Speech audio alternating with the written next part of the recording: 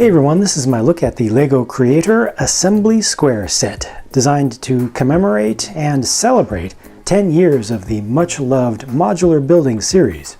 This is one of the most complex sets LEGO has ever released. It has a lot of new parts, part recolors, and references to all of the old modular buildings. Therefore, it's going to take quite a bit of time for me to give this thing justice in a review, so grab a cup of tea or something and get comfy.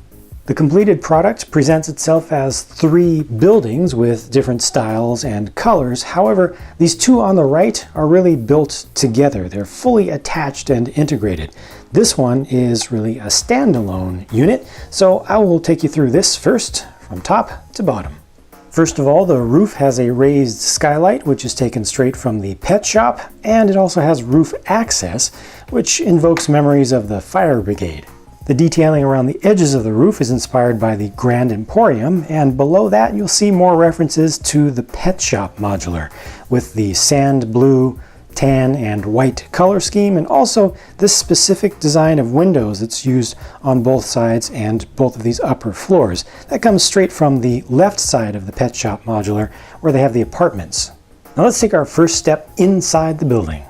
Every floor has stairway access, and this level is a dance studio complete with an upright piano build that even has small little foot pedals that are detailed down below. This stool is built with a couple of the new quarter round tile pieces done in black, and there's a great mirror on the wall which was first seen in the detective's office. That is a chrome coated piece. You don't have to apply a sticker, it comes just like that. And the only other detail up here is just this small balcony with a door that opens to the inside. Notice also the very liberal use of these 1x1 half-rounded tile pieces between the floors, and this is a new quote-unquote macaroni-shaped tile piece, and you'll find these in 2 different sizes in this set. The corner door frame is also a new piece for 2017 that you'll see in a number of sets. Now, let's move on to the next level below. This is a music store with an electric guitar and an acoustic guitar on the wall. The checkout register uses another of those gray 1x1 half-rounded tiles and a couple of these dark gray pieces, which are new for 2017 sets with no studs on top. The other side of the store has a saxophone on display as well as a drum and cymbal set. There is no balcony on this level and instead just a small ledge flower box. And that brings us to the ground floor of this building, which is clearly all about the cafe corner, with the sign, the white and yellow awnings, and of course the fact that it is a cafe on a corner. The interior of this space uses very earthy tones and has a nice tiled pattern on the floor. The interesting colors actually continue up into the sides of the counter, which has a trans dark blue piece there in the center. It's a little bit difficult to see. And let me move the barista out of the way so you can see the coffee maker a little bit better behind. I appreciate how small they got that entire assembly. I think the seat and table over here looks pretty classy. And this larger seating area towards the front, even more so. The exterior also uses more interesting, new or recolored parts, and there's another tiled pattern directly out front of the main entrance door. As you come around this side, you'll begin to see some influence from the Parisian restaurant set, including the use of these Hero Factory barb pieces to represent foliage of vertical topiaries. And back towards the rear of this, there's a small alleyway which has a trellised covering over the top of it, which was also used in the front of the Parisian restaurant.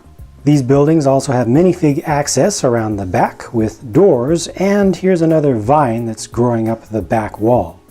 This fountain is placed perfectly horizontally in the center of the whole build, but what's most interesting about it to me is not the fountain itself, but what's around it. Lots more corner tiles in white and dark gray, and also peeking out around the sides are the Nexo Knights shield pieces in light gray. Next up, I'm going to try to focus on just this center building, even though, like I said, it is attached to the one on the right. This seems to have a fair amount of greengrocer influence in it, with the sand green color, some of the wrought iron details around the top of the roof, also this chimney area. But then this shape on the front of the roof is very reminiscent of the shape of the back of one of the roof sections of the Parisian restaurant. The build here is unique though, with the use of large Technic bucket pieces and a bunch of Thor's hammers down here. The back of this upper floor can be considered another greengrocer reference, with the outdoor cooking and eating area. They've got the grill set up over here, has a nice hood above it, so it's a permanent installation, and there's a little space for some folks to sit down and have a cup of coffee or something. Too bad about the plant, looks like it has died. The next floor down uses half-shaded windows with the white inserts on the top panels and the clear ones down below. Now let's see what's inside of this building. This is a photography studio, possible reference to the photographer in the town hall set. But I really like the build of this classic large format camera. It's at least an 8x10 size, if not larger, and they've simulated the bellows across the top. It even has handles on the back as a crystal element for the flash. And these gear shift type elements make for great lower legs and feet for the tripod. Those actually snap into clips in the base of the floor so they don't move around. On the wall in the studio is a printed 2x2 tile that is a brick bank reference. That's the bank manager. On the other side of the studio, the camera is facing a paper roll that's rolled out to create an infinite white background effect. That has become a very popular style in the LEGO video world, hasn't it? Now let's move down to the ground floor. Now this is a flower shop which takes a ton of influence from the brick bank, with the texturing around the top of the roof, the shape of these windows, also the vertical texturing for the columns, and it even has the transparent green color above the door. Tall walls make it extraordinarily difficult to film inside of this shop, but there is another pet shop reference back there with a parrot, and I'll show you that up more closely once we get to close-ups of the minifigs, because that is a new color scheme for a parrot. They've got some flowers on the back which are actually loose, so you can just pick these up. They're individual bundles that can be picked out. There's a flip-up counter over here that can be used for access for the minifig to get through. And here's about the best angle I could get of the corner display of a whole bunch of foliage and flowers. It's almost easier to see inside this place looking through the front door and windows with the fountain removed. Okay, on to the third and final building. Now this one has this spire element, which is also used in some form, that basic shape on the town hall. This relief here, which is also done in a smaller size with a lot less detail over here, is kind of shades of what they did on the front of the Parisian restaurant. This whole turret section off the side is similar to a major component of the front face of the greengrocer, and then they use this tiling system to create the appearance of a thick brick texture, much like on the fire brigade. But of course this is in the medium nougat color, which is also used on the detective's office. Around back there is stair access connecting the floors, though you do have to go through the building to connect to the next section of stair. And this is, I think, closest to what they did just once on the Parisian restaurant. Down at the base there is a garbage can here, and this has in it, by default, as built to the instructions, a set of cherries, just one cherry piece in there, and that was done in both the greengrocer and the Parisian restaurant. The top floor here is the apartment. They have to have an apartment in there. And this is LEGO's tribute to the adult fan of LEGO, who has a city set up here, a LEGO city with a train track going around it. I think this is supposed to represent the Horizon Express. There are some sets that are built up on a shelf here. This is the large VW camper. That's supposed to be the Mini. Down by the floor is something special and new. Obviously, that's a representation of the cafe corner set, which is on actually a printed tile, not a sticker. That's just placed on top of a dark blue base. In the corner facing the street in the center square, that is the large Eiffel Tower build. And on the opposite wall, on a shelf, are micro-sized representations of a few classic modular buildings. So this one here is the cafe corner. There's Market Street there, covering both of these studs. And then the last one is the greengrocer. Down below because there's not a whole lot of space here, and you still need to be able to have some comfort, and you also need to have a place to sleep. This is both. This is a fold-out convertible sofa bed that comes forward and then flattens out like that. There's a small kitchenette here as well, with a small sink, the stove-oven combination, and some cabinetry. I guess you could see this as either a microwave oven or some sort of small elevated refrigerator if you want, or it could just be a cupboard. And finally, in this difficult to film corner is a restroom with the same type of toilet seen in the detective's office. Altogether, this is one of the few rare depictions of a human dwelling from LEGO that has all of the key necessary components of living. The next level down has a dentist's office, which would be entered from the back side of the building. Has a little waiting room there with a clock up above and a reception desk. And from the opposite side, you can see some reading material that is presented for folks who are waiting. The back wall has a nice new style of build for the sink using new parts, and there's storage for various equipment that the dentist would use. Equipment like a club or a brutish pair of pliers. Fortunately, the reclining chair for a patient looks a lot more comfortable and more modern. This can be brought back, the light can be moved around, and they have a nice little rinsing sink off to the side. You can also move this platter or kind of movable table element around, and they've got a syringe. Each of the top 2 floors of this building use the new 2-stud radius curved tile pieces to finish off the edges there nicely. And from the outside, they have a very nice exclusive single printed window piece here. It says "Prevent Yellowing," which is also a general LEGO reference and probably especially pertinent to the Eiffel Tower in the window on the floor above. And finally, we arrive at the bakery at the bottom floor of the last building. This uses clear garage door pieces to create the windows, which the town hall also uses on its roof in a similar way, just rotated 90 degrees. Inside, the clock on the back wall could also be a reference to the town hall. That is a printed piece that looks very nice. Meanwhile, beneath the stairs here is the oven for the bakery, and that has a door that is constructed very similarly to the furnace door in the Parisian restaurant. That can be opened up, and because it's difficult for us to get our huge figure human fingers down in there to put something into the oven or to take it out, they give you a little button on the back of the building that you can push in to remove whatever is inside. And that's just a tray of some danishes. Again, LEGO modulars have tall walls for the ground floors, so it's a little bit difficult to get a good angle here, but this is the checkout register, a small one, a little display case here with some small products that can be purchased, and more items on display on the back with layered cakes, white croissant, and I think the rest are just cakes. They also have a small table by the side window with some more products on display. The marquee item on display in the main window is of course a wedding cake, complete with his and hers toppers up above, and that just ties into the wedding themed elements of Town Hall and the Grand Emporium. Here's one last build to look at, a vintage baby carriage and direct update to the one that was included with the green grocer. Now though, they actually have a baby to put inside of it. Very nice. Here are the first 4 minifigures in hopefully roughly the same order as I showed them with the buildings from left to right, with the ballerina, the music shop guy, the barista, and the photographer.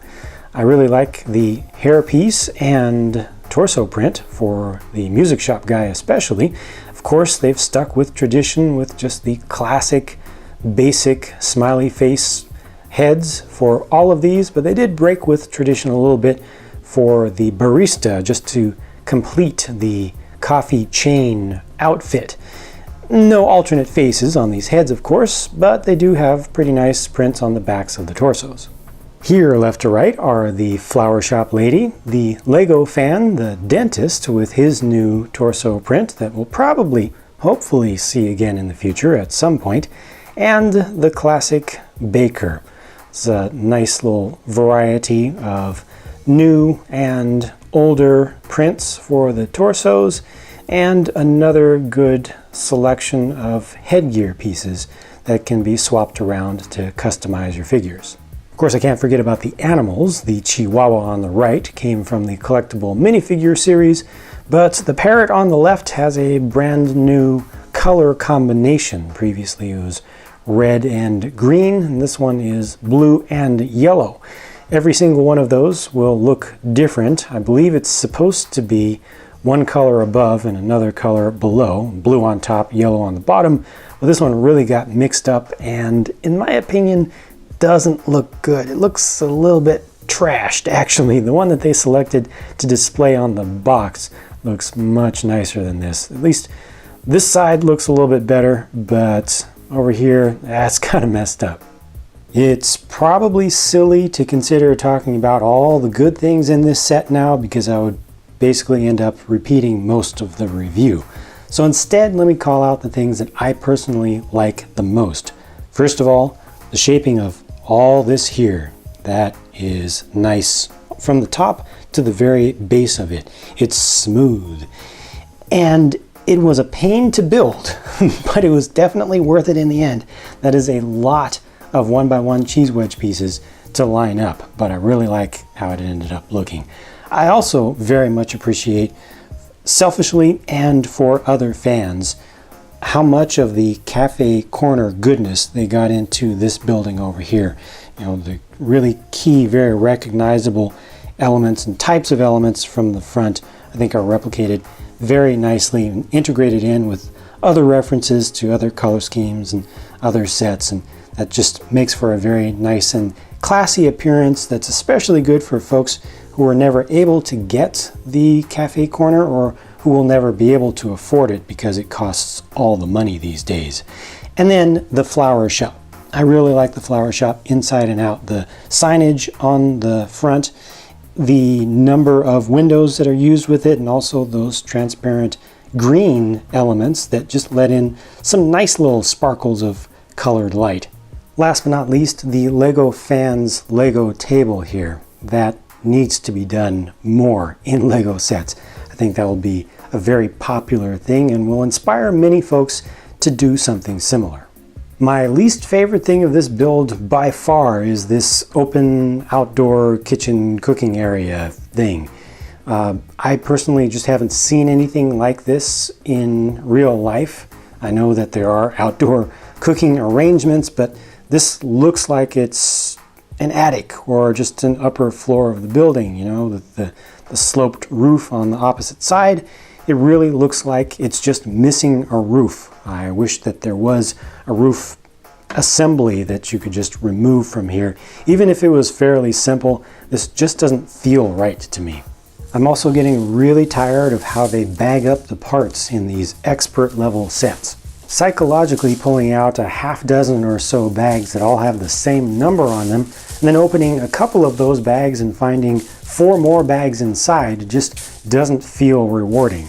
And then you go from the now 10 or so bags under number 4 to 12 or 14 bags under number 5. It feels like the more progress you make, the farther away from the finish line you are. I'm sure many consumers have a different mindset and actually appreciate the feeling of extra challenge of dealing with so many parts that get opened up at once. But I think Lego would do well to offer up the option of a simpler and smoother build process. They can group parts together more closely with the steps of the instructions and label them 4A, 4B, 4C, and so on, and still allow folks who want to get that more complex experience to just open up everything with a 4 on it at the same time. It would open up the best of both worlds for folks who have different expectations and desires. So that's Assembly Square. 10 years of modular buildings kind of squeezed into a 32 by 48 space.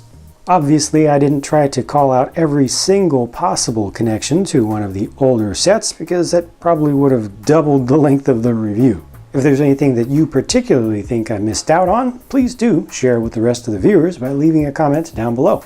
Also, let me and the rest of us know what you think of the set on the whole, and what are your favorite and least favorite parts of it.